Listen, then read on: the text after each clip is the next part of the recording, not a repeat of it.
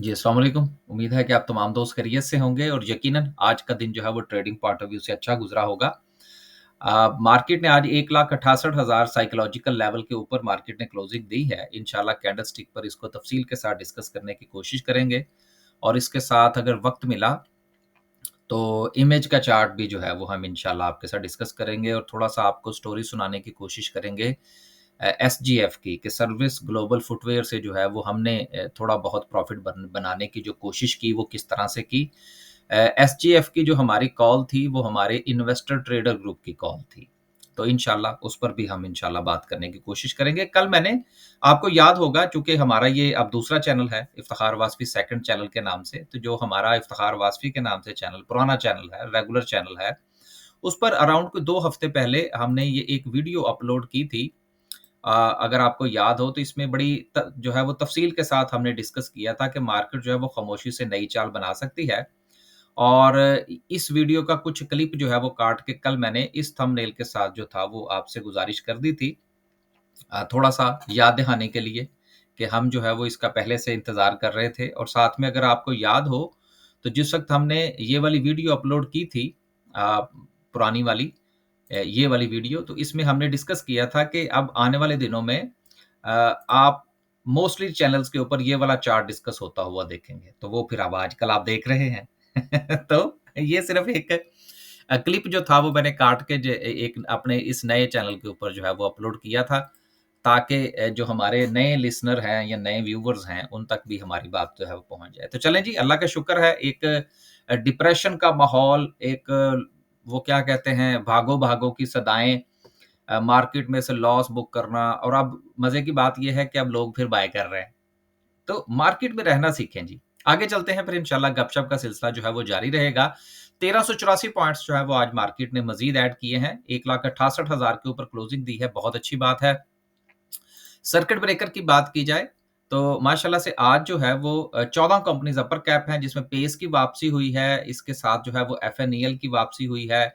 2-3 companies वापस आई हैं जो कि थोड़ा-सा नीचे जा चुकी थीं। इसके साथ स्टाइलर्स की वापसी हुई है, स्टाइलर्स के हवाले से खबर भी है, उसको भी शामिल करेंगे।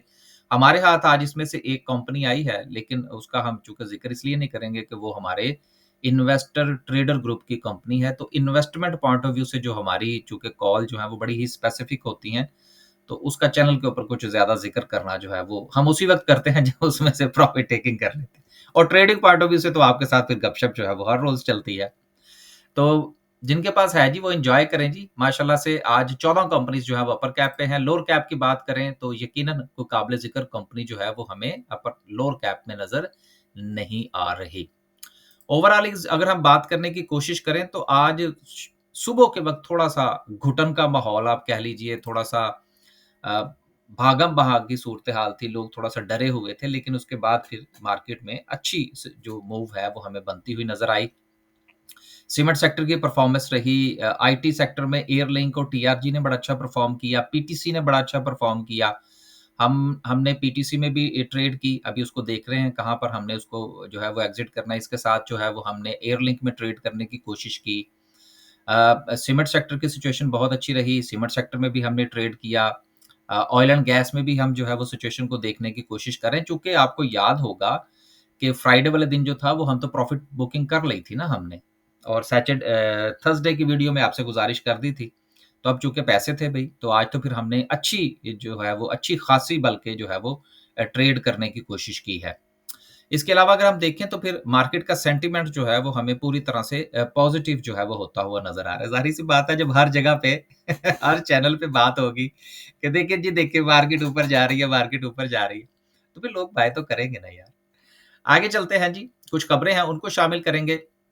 सर्विस इमेज की बाइंग हमने की जी। अभी देखेंगे इंशाल्लाह इसको कहाँ पे हमने एग्ज़िट करना है। आज इसका जो है वो चार्ट भी आपके साथ जो है वो डिस्कस करेंगे। इसके साथ थोड़ा-सा हमने बात करनी है आपसे सर्विस ग्लोबल फुटवियर के हवाले से। सर्विस ग्लोबल फुटवियर जो है ये हमारी इन्वेस्टर ट्रेडर की कॉल थी और जैसा कि आप तमाम दोस्त जानते हैं कि हमारे 3 ग्रुप इस वक़्त एक्टिव हैं, जिसमें एक डे का ग्रुप है, जिसमें सारा दिन आपको स्क्रीन के आगे बैठना होता है।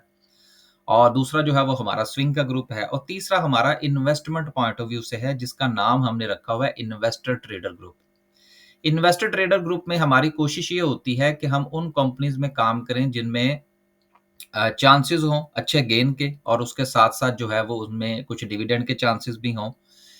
तो हमारे इन्वेस्टर ट्रेडर ग्रुप जी की जो कॉल थी, वो ये थी हमारी सर्विस ग्लोबल फुटवियर की, पुरानी कॉल है, आज या कल की कॉल नहीं है या कोई 10 दिन पहले की कॉल नहीं है। हमने इसको पहली बार बाय किया था अराउंड कोई 75 से 80 के दरमियान। फिर चूँकि हमने इस ग्रुप का नाम रखा हुआ है इन्वेस्टर ट्रेडर ग्रुप, इसमें हमारी कोशिश होती है कि हम उसी शेयर में रहते हुए उसकी फ्लक्चुएशन में से भी कमाने की कोशिश करते हैं और उससे अगर डिविडेंड मिले तो डिविडेंड भी लेते हैं, कैपिटल गेन भी लेने की कोशिश करते हैं, भागते नहीं हैं उस शेयर में से। तो जिस तरह से आपको याद होगा मैंने पोल की स्टोरी आपको सुनाई थी कि हमने उसमें से कितना जो है वो गेन किया। अब इसी तरह से सर्विस ग्लोबल फुटवियर जो है इसमें से हमने अराउंड जो है वो कि 3 बार जो है वो हमने ये थर्ड टाइम हमने इसको बाय बैक किया था 80 से 85 के दरमियान में। अब चूँकि वो अपना ब्रेकआउट दे दिया है, तो अब देखेंगे इंशाल्लाह कि कहाँ पर हमने इसमें से एग्ज़िट लेना है। तो ये हमारा तरीक़ाकार है इन्वेस्टर ट्रेडर ग्रुप में काम करने का। लेकिन पेशेंस के साथ काम करना पड़ता है।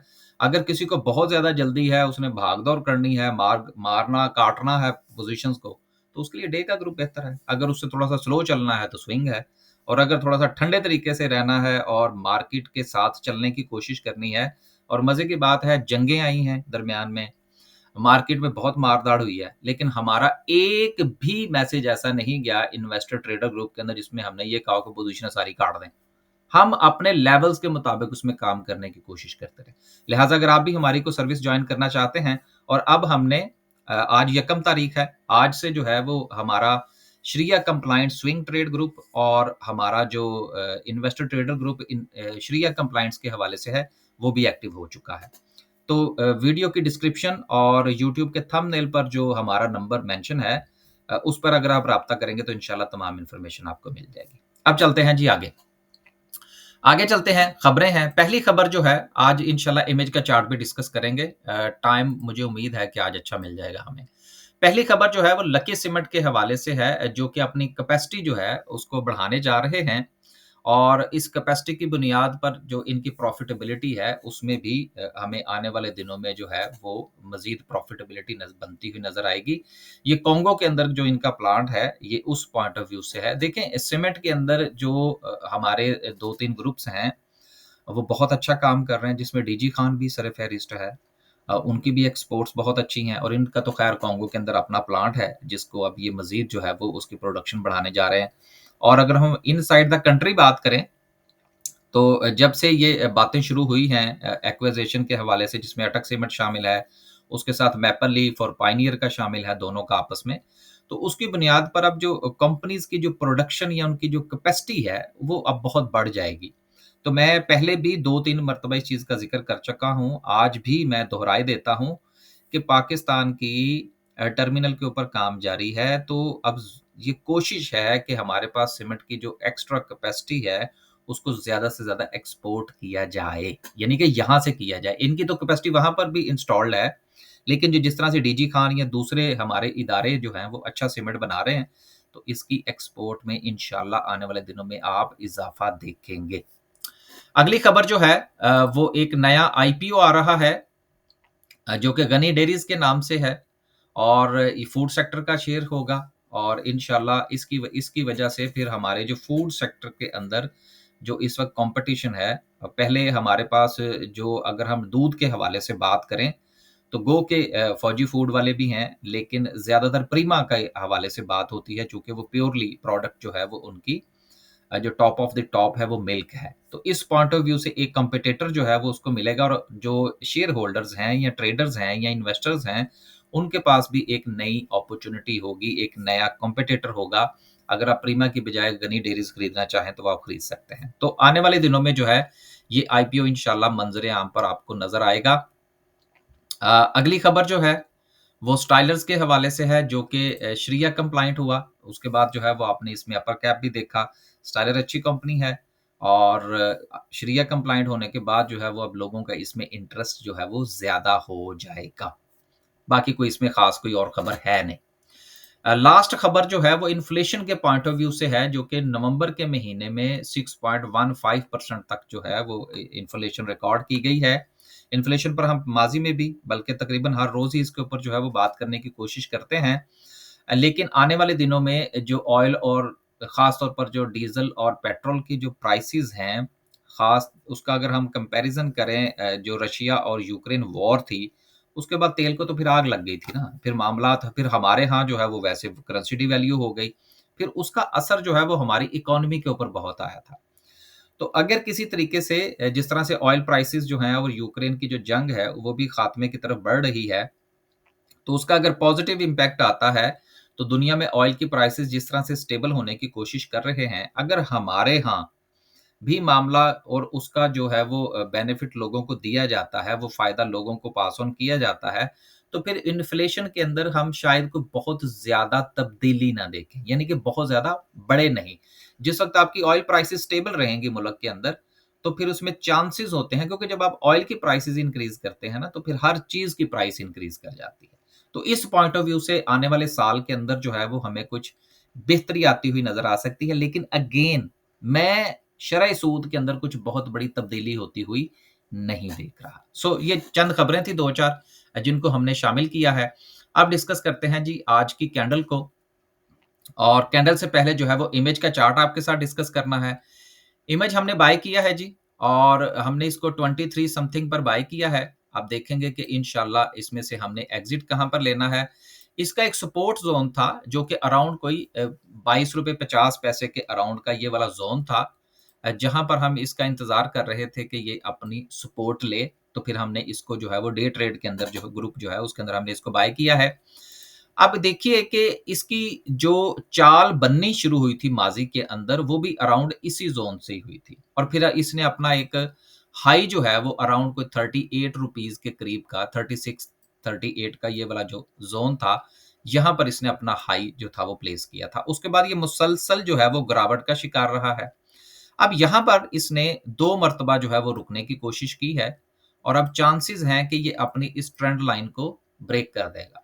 तो जब ये अपनी ट्रेंड लाइन को ब्रेक करेगा तो फिर इसका डाउन ट्रेंड का जो सिलसिला है वो रुक जाएगा और फिर ये अपनी ट्रेंड की तब्दीली की तरफ आएगा। लेकिन उसके लिए इसका अपनी इस ट्रेंड लाइन को ब्रेक करना ज़रूरी है और इसके पॉइंट ऑफ व्यू से इसकी जो रेजिस्टेंस बनती है इस वक़्त वो अराउंड कोई ₹25 बनती है, कि अगर ये कल जो है वो ₹25 से ऊपर क्लोजिंग देता है, तो फिर ये अपनी इस डाउन ट्रेंड की लाइन को ब्रेक करके अपने पॉजिटिव ट्रेंड के अंदर आ जाएगा और देन इसके पास जो पहली रेजिस्टेंस होगी वो अराउंड होगी ₹28।